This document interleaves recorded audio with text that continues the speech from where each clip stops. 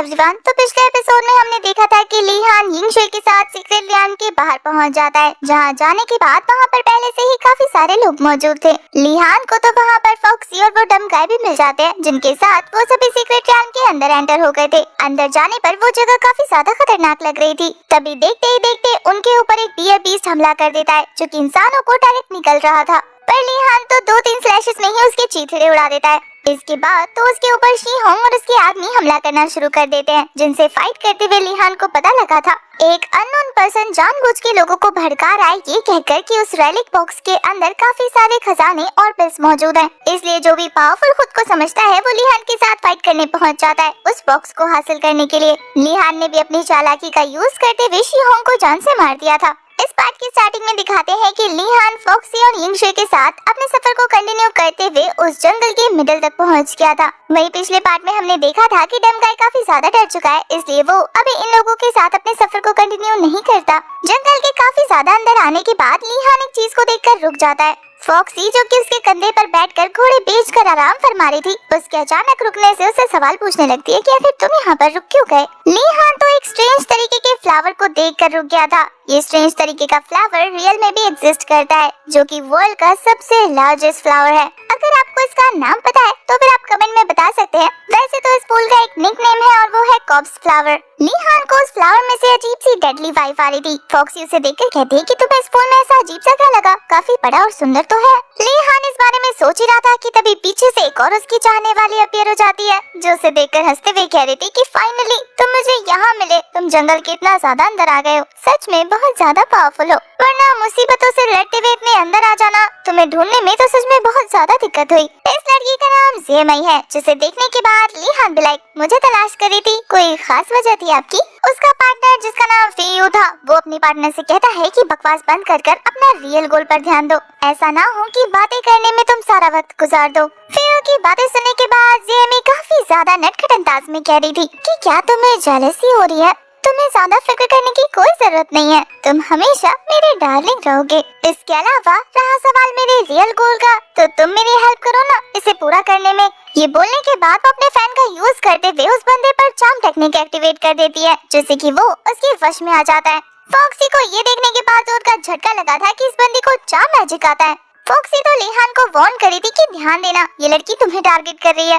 वो बंदा अपनी स्वॉर्ड बाहर निकालते हुए अपनी पावर अनलिश करके लीहान पर जबरदस्त स्लैश अटैक करने के लिए जंप कर जाता है, पर वो उसके अटैक को पीछे हटते हुए डॉज कर चुका था। इससे पहले कि उसके कुछ भी समझ में आता, उससे पहले ही लीहान अपना स्वॉर्ड निकालकर उसके स्वॉर्ड को ब्लॉक कर लेता है। लीहान ने तो काफी आसानी से उसके अटैक्स को काउंटर करते हुए उसे पीछे स्लाइड करवा दिया था, और फिर वो तेजी से आगे बढ़ते हुए उसे काफी पावरफुल पंच दे मारता है। ये पंच इतना ज्यादा जबरदस्त था कि वो बंदा उड़ते उड़ते काफी दूर उड़ जाता है, और वो जो फ्लावर हमारे लीहान को अजीब लग रहे थे, वो कॉप्स फ्लावर अपने टेंटिकल्स का यूज करते हुए उस बंदे को निगल जाते हैं। उस फ्लावर का ये रूप देखने के बाद तो वो सभी लोग काफी ज्यादा हैरान रह गए थे। बेचारी फॉक्सी तो रोने लग जाती है कि फूल भी इंसानों को खाते हैं क्या। इधर जेमी अपने पार्टनर को सैक्रिफाइस करने के बाद काफी ज्यादा गुस्सा हो जाती है। वो अपनी पावर अनलिश करते हुए कह रही थी कि तुम्हें तो मैं बताती हूँ, और फिर वो अपने 1000 डिजायर चार्म का यूज करते हुए हमारे लीहान को इफेक्ट करने की कोशिश कर रही थी, पर वो एक जबरदस्त स्लैश लगाकर उसके इस अटैक को इफेक्ट कर रहा था।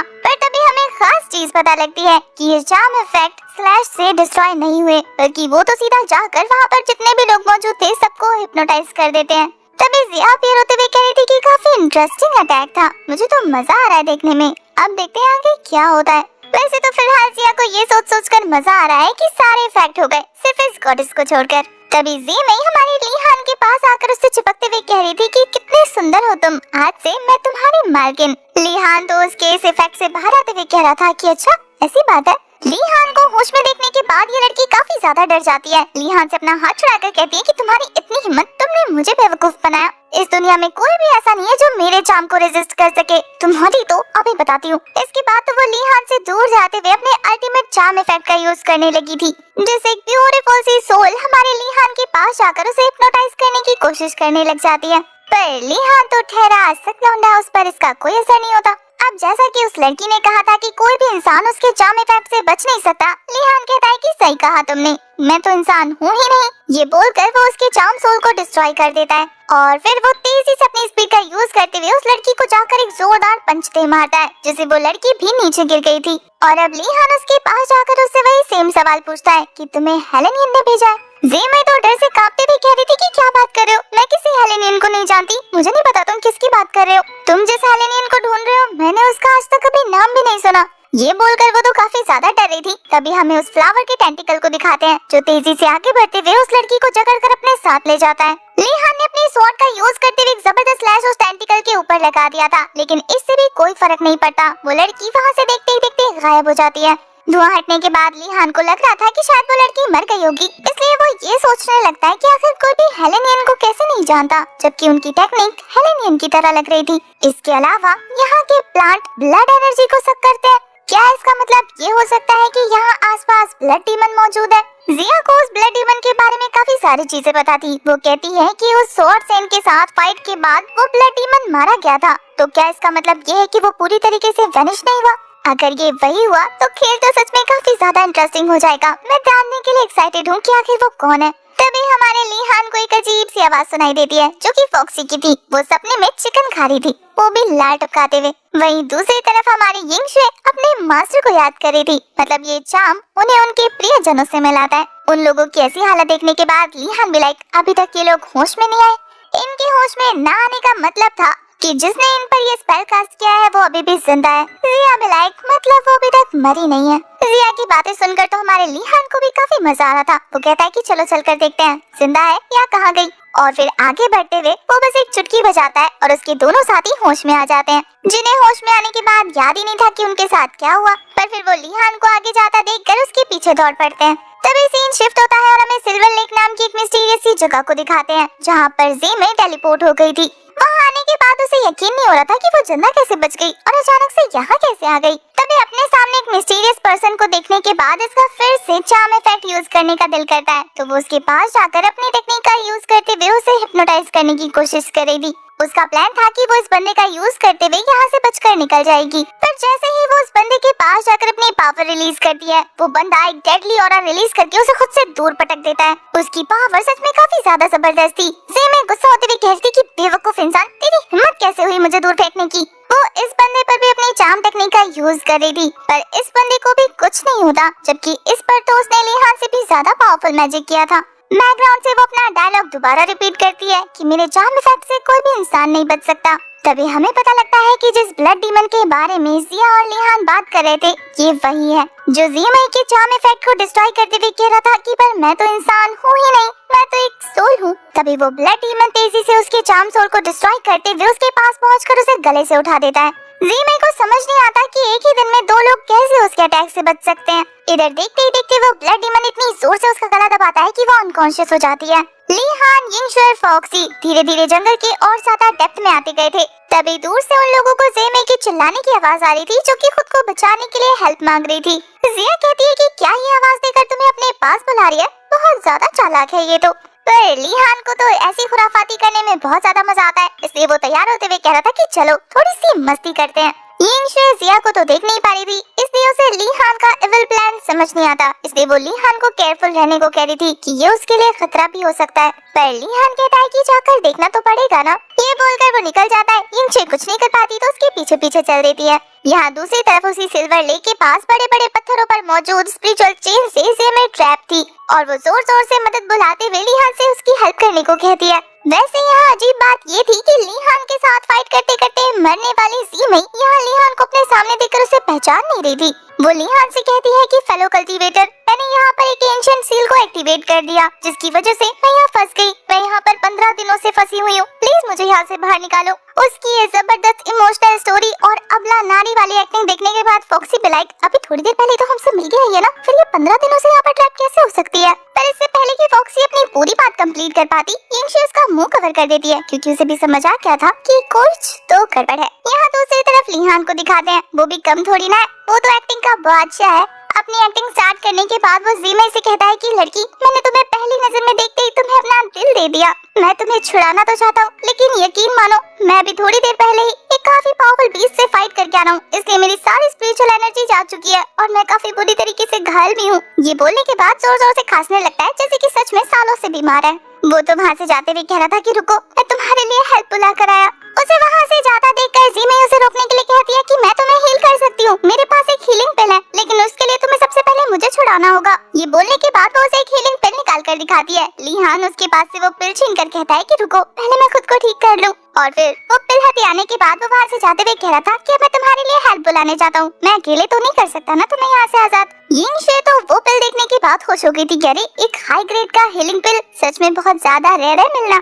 यहाँ लीहान को उसका पिल हथिया कर वहाँ से चुपचाप जाता देखकर यहाँ पर इसको गुस्सा आने लग जाता है और फिर हमें पता लगता है कि ये जीमे नहीं बल्कि ब्लड डीमन है जिसने उसका वेश बना के रखा हुआ था। वो गुस्से में बाहर आते हुए कहता है कि तेरी हिम्मत कैसे हुई ये सोचने की कि मैं तुझे अपना पिल ले जाने दूंगा, वो भी ऐसे ही। उसे अपनी जबरदस्त पावर रिलीज करता हुआ देखकर लीहान भी लाइक कि तुम्हारे अंदर तो सबर नाम की चीज ही नहीं है। मुझे तो लगा था कि थोड़ी देर अपनी एक्टिंग को कंटिन्यू रखोगे, लेकिन तुमने तो अपना शो इतनी जल्दी खत्म कर दिया। वैसे यहाँ वो बंदा अपनी पावर को लेके काफी ज्यादा कॉन्फिडेंट था, इसलिए जबर तरीके से अपनी पावर रिलीज कर रहा था। फॉक्सी उसकी पावर देखने के बाद उस पर फ्लैट हो चुकी थी कि कितना अमेजिंग है ये बंदा। इधर लीहान की बातें सुनने के बाद उस डीमन को पता लग जाता है कि लीहान को पहले ही उसके प्लान का पता लग गया था और वो इतनी देर से उसे उल्लू बना रहा था। ये जानने के बाद वो इतना ज्यादा गुस्सा हो जाता है कि अपनी पावर से उस पर अटैक करना शुरू कर देता है। उसने अपने डिमोनिक टेंटिकल्स को जमीन के अंदर से बाहर निकालते हुए लीहान की तरफ थ्रो कर दिया था। लीहान और यिंग शे हवा में जंप करते हुए अपने अपने वेपन को बाहर निकालकर उसे स्लैश कर देते हैं। लीहान के उसके अटैक को डिस्ट्रॉय करने के बाद भी इस बंदे के चेहरे पर जरा सी भी शिकन नहीं आती, बल्कि वो एक तरीके का शेप शिफ्टर है, इसलिए अपनी बॉडी का शेप शिफ्ट करते हुए अपने राइट हैंड को एक पावरफुल वेपन में कन्वर्ट कर लेता है। अपने सामने शेप ब्लड वेपन को देखने के बाद जिया भी लाइक, अच्छा तो ये एक शेप शिफ्टर है जो अपने बोन से किसी भी तरीके का स्ट्रक्चर क्रिएट कर सकता है। ऑल्दो इसकी टेक्निक काफी ज्यादा अमेजिंग है, लेकिन ये इसे यूज नहीं कर सकता क्योंकि इसकी क्वालिटी बहुत ज्यादा घटिया है। इसे अपनी टेक्निक पर और ज्यादा काम करने की जरूरत है। मैं इसे नंबर दूंगी 1000 में से 10। वैसे यहाँ इस बंदे की पावर देखने के बाद लीहान को यही लग रहा था कि ये बंदा ब्लड डीमन से रिलेटेड है, बल्कि ब्लड डीमन नहीं है, इसलिए वो उससे सवाल करते हुए कहता है कि कहाँ पर है ब्लड डीमन और तुम्हारा उससे क्या कनेक्शन है। वो बंदा लीहान के सवाल को इग्नोर करते हुए उसे स्लैश करके दूर करने की कोशिश करने लग जाता है और फिर काफी तेजी से मौका पाकर उसके पीछे पहुंचकर एक स्नीक अटैक करने का ट्राई करता है। पर यहाँ लीहान काफी ज्यादा चौकन्ना था, इसलिए वो पीछे मुड़ते हुए अपनी स्वॉर्ड की हेल्प से उसकी बॉडी पर अपनी स्वॉर्ड घुसा देता है, लेकिन वो कोई रियल ह्यूमन थोड़ी था, इसलिए स्वॉर्ड लगते ही चारों तरफ ब्लड फैल जाता है। लीहान को ये सीन काफी ज्यादा अजीब लग रहा था। इससे पहले कि वो कुछ भी नोटिस करता, जमीन से और भी काफी सारे टेंटिकल्स बाहर निकलकर उसे जकड़ने की कोशिश करते हैं और वो एक एक करके उन टेंटिकल्स को टुकड़ों में काटने लगा था, लेकिन देखते ही देखते वो अमाउंट में बहुत ज्यादा हो जाते हैं, तो उसे अपनी कल्टीवेशन रिलीज करनी पड़ती है। अपनी डिवाइन एनर्जी का यूज करते हुए वो एक ही बार में उन सभी टेंटिकल्स को खुद से दूर कर देता है, पर वो ब्लड डीमन तो जैसे रुकने का नाम ही नहीं ले रहा था। एक के बाद एक अटैक वो लीहान पर थ्रो किए जा रहा था। जैसे ही लीहान ने उसके टेंटिकल अटैक को डिस्ट्रॉय किया, वो आसमान से जंप करते हुए उसके ऊपर अटैक करना शुरू कर देता है। वो अभी भी अपने बोन ब्लेड का यूज कर रहा था, पर इस बार तो लीहान ने अपनी स्वॉर्ड की हेल्प से ऐसा स्लैश लगाया कि उसके बोन ब्लेड को उसके हाथ से काट कर अलग कर दिया। इस बंदे के साथ फाइट करते हुए अब तक लीहान को समझ आ चुका था कि बाहर जो लोग कह रहे थे कि ब्लड डीमन इमॉर्टल है, तो अगर ऐसी बात है तो फिर तुम ब्लड डीमन को सिर्फ 2 ही रीजन से जान सकते हो, या तो तुम उसके डिसाइपल हो या फिर तो तुम खुद ही ब्लड डीमन हो। तुम्हें मारना बहुत ज्यादा मुश्किल होता जा रहा है, इसका मतलब ये है कि तुम ही ब्लड डीमन हो। वो बंदा तो दोबारा से अपने हाथ को रीजनरेट करते हुए कह रहा था कि मैंने इमॉर्टैलिटी मास्टर की है, तो किसी के लिए भी मुझे मारना बच्चों का खेल नहीं है, इसलिए आज मेरे सोल कलेक्शन में तुम्हारी भी सोल कैप्चर होने वाली है। इस चीज के लिए तैयार हो जाओ बच्चे। ये बोलने के बाद वो अपने ब्लड का यूज करते हुए काफी जायंट फॉर्मेशन क्रिएट कर चुका था। उस फॉर्मेशन की वजह से हमारे लीहान के ऊपर ब्लड नीडल से अटैक होना शुरू हो गया था, जिससे बचने के लिए लीहान भी हवा में जंप करते हुए फॉर्मेशन क्रिएट करना शुरू कर देता है और इस फॉर्मेशन की हेल्प से वो स्वॉर्ड सेन के सिखाए हुए स्वॉर्ड टेक्निक शैटर का यूज कर रहा था, जिससे वहाँ पर देखते ही देखते काफी जायंट स्पिरिचुअल स्वॉर्ड क्रिएट हो जाती है। इस टेक्निक को देखने के बाद तो वो डीमन काफी ज्यादा परेशान होने लग जाता है, क्योंकि उसे स्वॉर्ड सेन की याद आ गई थी। वो कहता है कि आखिर तुम इस टेक्निक को कैसे परफॉर्म कर सकते हो, और फिर वो डीमन अपनी स्पीड का यूज करते हुए उस जायंट स्पिरिचुअल स्वॉर्ड से बचने की कोशिश कर रहा था, पर उसकी एनर्जी इतनी ज्यादा फास्ट थी कि वो उससे इफेक्ट हो जाता है और उसके मुंह से ब्लड आने लग जाता है। इस जबरदस्त अटैक की वजह से वो जमीन पर नीचे गिर गया था। लिहान भी लाइक मेरे स्वॉर्ड ने तो उसे हिट भी नहीं किया, फिर वो इतनी बुरी तरीके से कैसे इंजर्ड हो गया? क्या ये किसी तरीके की कोई चाल है? लिहान को लग रहा था कि ये पक्का फिर से उसे बेवकूफ बनाकर पकड़ने की कोशिश करेगा, पर देखते ही देखते वो बंदा हवा में जंप करते हुए एक और पावरफुल टेक्निक को परफॉर्म करना शुरू कर देता है। इस टेक्निक को देखने के बाद यिंगशुई को अपने मास्टर की याद आ जाती है। लिहान को समझ नहीं आता कि आखिर यिंगशुई ने मास्टर क्यों कहा, पर उसे रिएक्ट करने का ज्यादा टाइम नहीं मिलता क्योंकि अब तक इस बंदे ने अबाइस नाम की टेक्निक को एक्टिवेट कर दिया था और वो लिहान पर इसे थ्रो कर देता है। इस अटैक को ब्लॉक करने के लिए लिहान भी अपने डिवाइन ध्यान की पावर का यूज कर रहा था। वो दोनों ही अपनी जबरदस्त एनर्जी रिलीज करते हुए एक दूसरे की तरफ तेजी से बढ़ने लगते हैं और इस एक्सट्रीम सीन के साथ ये वाला एपिसोड हो जाता है खत्म। आपको आज का एपिसोड कैसा लगा कमेंट करके जरूर बताना। तब तक के लिए बाय बाय।